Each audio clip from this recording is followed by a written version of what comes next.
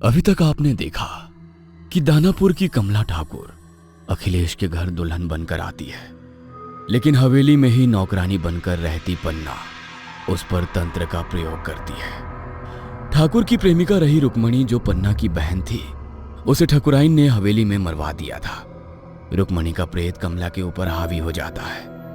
कमला को बचाने की कोशिश में ठकुराइन की मौत हो जाती है। अखिलेश ठाकुर रुक्मणी की आत्मा से माफी मांगता है। रुक्मणी का क्रोध शांत हो जाता है और वो लौट जाती है। काला जादू करने वाली पन्ना को पुलिस के हवाले कर दिया जाता है। ठाकुर और कमला की बिगड़ती हालत को देखकर कुलदीप उन्हें अस्पताल में भर्ती कर देता है। अब आगे। वो रात हवेली के ऊपर बहुत भारी थी। कहने को तो आम दिनों की तरह ये रात भी बीत गई थी, लेकिन पिछले कुछ घंटे ने इतने जख्म दिए थे कमला और उसके परिवार को कि आने वाले कई वर्षों में भी शायद ही ये जख्म भर सकेंगे। हवेली की बड़ी मालकिन शशि की उस रात मौत हो गई थी। बड़े ठाकुर अखिलेश और कमला भी गंभीर रूप से घायल थे। महीनों तक चले इलाज और साइकेट्रिक काउंसलिंग के बाद कमला अब पहले की तरह सामान्य होने लगी थी। कमला के ठीक होने के बाद कमला, अखिलेश ठाकुर और कमला का पति कुलदीप अपनी बड़ी सी हवेली में लौट आए थे। लेकिन इस हवेली में अब एक एक पल काटना जैसे उनके लिए सदी जीने के बराबर था। हर पल उनकी आंखों के सामने वही विभत्स दृश्य आते और उन सब की रूह कांप जाती। कोई बुरा सपना आ जाए तो उसे भूलने में भी काफी वक्त लग जाता है, और जो कुछ उन सभी ने खुली आंखों से देखा था वो भुला पाना तो असंभव ही था। एक रोज, बाबूजी, आपसे कुछ कहना चाहता हूं, लेकिन समझ में नहीं आता कहां से शुरू करूं। पता नहीं आप मेरी भावनाओं को समझेंगे भी या नहीं। पिछले कुछ दिनों में इस हवेली में इतना कुछ देख लिया है कि अब एक पल को भी यहां ठहरने को जी नहीं करता। कहने को तो बाबा ने आश्वासन दिया है कि रुक्मणी की आत्मा अब हमें नहीं सताएगी, लेकिन जो कुछ भी इन आंखों ने देखा है उसे भूल पाना इतना आसान भी तो नहीं है ना। मां की मौत, कमला की वो हालत मैं चाह कर भी नहीं भूल सकता। मैं चाहता हूं कि हम अब इस हवेली को छोड़कर कहीं और चले जाएं, कहीं ऐसी जगह जहां कोई हमारा अतीत ना जानता हो। किसी नई जगह जाकर अपने जीवन की एक नई शुरुआत करते हैं। इस हवेली की परछाई से भी मुझे डर लगने लगा है। हर पल मन में यही खौफ रहता है कि ना जाने कब कमला फिर से उसी रूप में आ जाएगी, और इस बार मैं कमला को बचा नहीं सका तो हम क्या करेंगे। मां को खोने के बाद अब किसी और को खोने की सामर्थ्य नहीं बची है मेरे अंदर। जैसा तुम महसूस कर रहे हो ना बेटा, ठीक वैसा ही मैं भी महसूस कर रहा हूं। अपनी आंखों के सामने अपनी पत्नी को मरते हुए देखा है मैंने। चाहता तो मैं भी यही हूं कि अतीत की इन काली परछाइयों से हम कहीं दूर चले जाएं, लेकिन कहां जाऊं कुछ समझ नहीं आता। बेटे के कहने पर अखिलेश ठाकुर जल्दी ही हवेली को खाली करके हमेशा हमेशा के लिए वहां से पलायन कर जाते हैं। हवेली के नौकर चाकर, यहां तक कि कमला के मायके वाले भी नहीं जानते थे कि अब अखिलेश ठाकुर का नया ठिकाना कहां होगा। अखिलेश ने अपनी बाकी की जिंदगी गुमनामी में बिताने का निर्णय ले लिया था, ताकि उस दिन के बाद फिर कभी किसी को खबर ना लग सके कि ठाकुर का परिवार कहां है। इधर 10 वर्षों की सजा बिताने के बाद पन्ना जेल से बरी हो गई थी। जेल से छूटने के बाद वो सीधा अपने तंत्र गुरु बाबा कपालनाथ के पास जाती है। अब क्या लेने आई है यहाँ? आपका आशीर्वाद लेने आई हूँ बाबा। मेरी सच की लड़ाई में सिर्फ आप ही एक थे जिसने हर कदम पर मेरा साथ दिया, लेकिन मेरी किस्मत ही खराब थी कि मेरी अपनी बहन, जिसकी मौत का बदला लेने के लिए मैंने अपनी सारी जिंदगी दांव पर लगा दी, अंत समय में वही मौका चूक गई। लेकिन मैं क्या करूं? मेरे सीने में जल रही ये आग अभी शांत नहीं हुई है। चाहे जो हो जाए, ठाकुर के खानदान को मिट्टी में मिलाए बिना मुझे चैन नहीं आने वाला। उसके खानदान का एक एक आदमी जब तक जिंदा है ना, मैं चैन से मरने वाली नहीं हूं। तो फिर जा, पूरा कर अपना बदला। तंत्र शास्त्र भी यही कहता है कि एक बार जो किसी के ऊपर तंत्र छोड़ दो तो फिर पीछे मुड़कर नहीं देखते। अपनी तंत्र विद्या पर यकीन रख और आगे बढ़, तेरा गुरु तेरे साथ है। लेकिन बाबा, मैं ठाकुर की हवेली से ही आ रही हूँ। वो हवेली तो अब सुनसान पड़ी है, कोई नहीं रहता वहां। तो अब ठाकुर का पता लगाने का काम तेरा है। तेरे पास जिंदगी में और मकसद ही क्या है?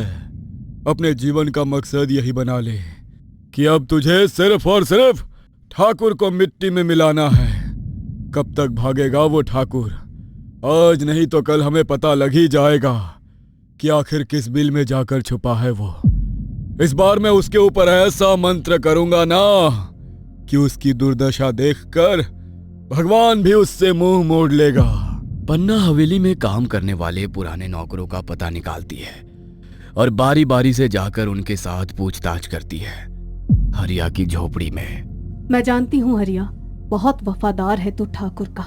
इतनी आसानी से मुंह नहीं खोलेगा। ये नींबू देख रहा है ना मेरे हाथ में, काला जादू किया है मैंने इसके ऊपर। अगर ये नींबू मैंने तेरे सर पर से 3 बार घुमा दिया ना, तो जैसे जैसे मैं इस नींबू को काटूंगी वैसे ही तेरी खोपड़ी के भी 2 टुकड़े हो जाएंगे। अपनी जान बचाना चाहता है तो बता, कहाँ है ठाकुर? पन्ना, हमने तुम्हारा क्या बिगाड़ा है? अरे छोड़ दो हमें, हम नहीं जानते ठाकुर साहब कहाँ गए। और एक बात बताएं, अगर हम जानते भी ना तो अभी तुमको ना बताते।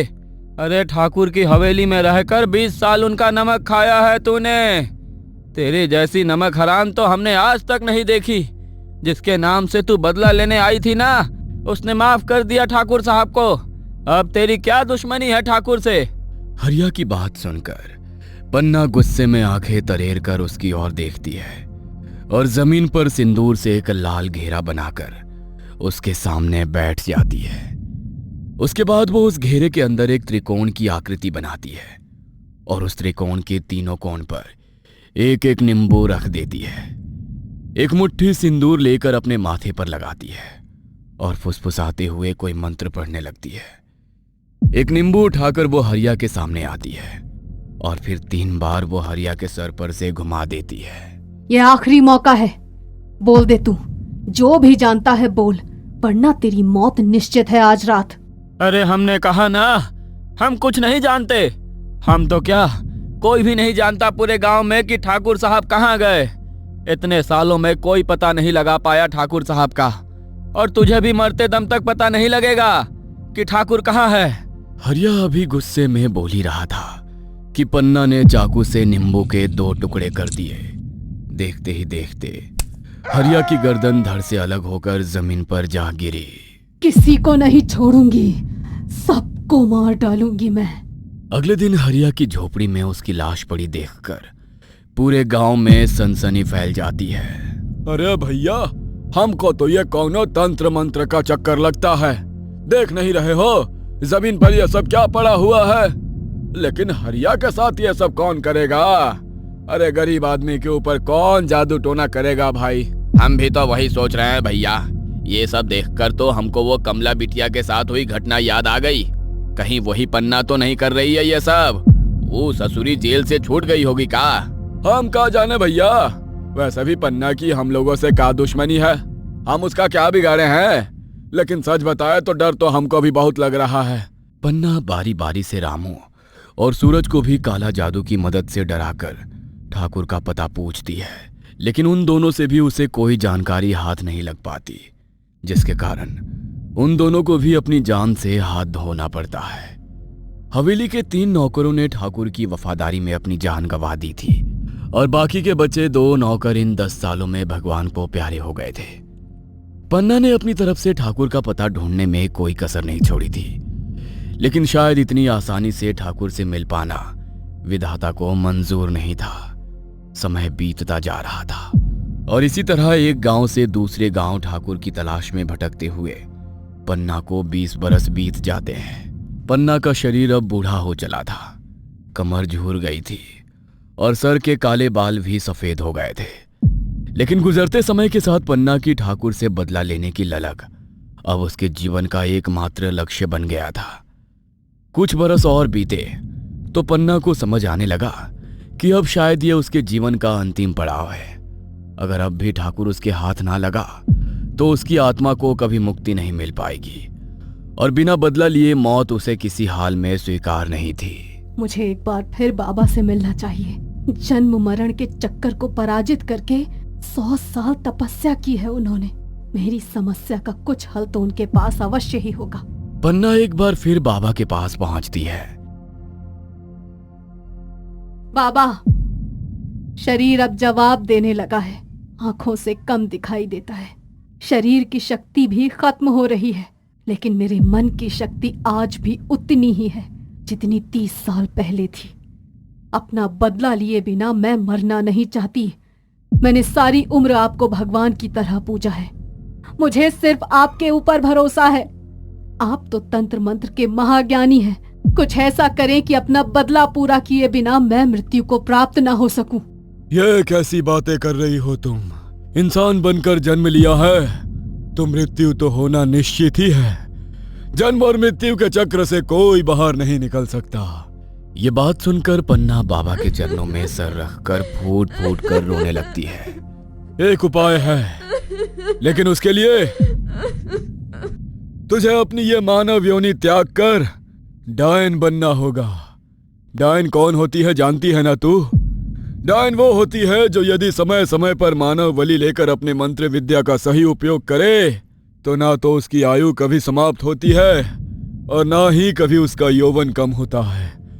डायन धरती पर हजारों साल तक जिंदा रहती है। किसी मनुष्य के हाथों उसकी मृत्यु नहीं हो सकती। बाबा, मुझे मंजूर है। आप बताइए मुझे क्या करना होगा। एक विशेष तंत्र साधना और काले जादू के प्रयोग से मैं तुझे डायन में बदल दूंगा, जिससे तेरा नाम और रूप दोनों बदल जाएंगे। किंतु ये नया चेहरा बस 4 साल तक ही जवान दिखाई देगा। उसके बाद तुझे 5 ऐसे जवान और खूबसूरत शिकार की तलाश करनी होगी जिनके रूप, यौवन और आयु लेकर तू जवान बनी रह सके। यदि तू ये 5 बलि देने से चूक गई तो तेरी असली सूरत और आयु सामने दिखनी शुरू हो जाएगी। डायन की शक्तियां उनकी चोटी में होती हैं, इसलिए ख्याल रहे तुम्हारी चोटी को कोई स्पर्श भी ना करने पाए। अपने गुरु के साथ मिलकर तंत्र मंत्र की सहायता से पन्ना ने अपने बूढ़े होते हुए शरीर को एक जवान चेहरा दे दिया था। पन्ना जो अब एक डायन है, जिसे अपने रूप और शक्तियों को बनाए रखने के लिए हर 4 साल में सुंदर स्त्रियों की बलि चढ़ानी होगी। क्या पन्ना कायम रख पाएगी अपना ये रूप सौंदर्य? क्या वाकई मानव बलि देना इतना आसान होगा? आखिर क्या होगा जब पन्ना अपने शिकार को फंसाएगी? जानने के लिए देखना ना भूलें कमला का अगला सीजन कामिनी।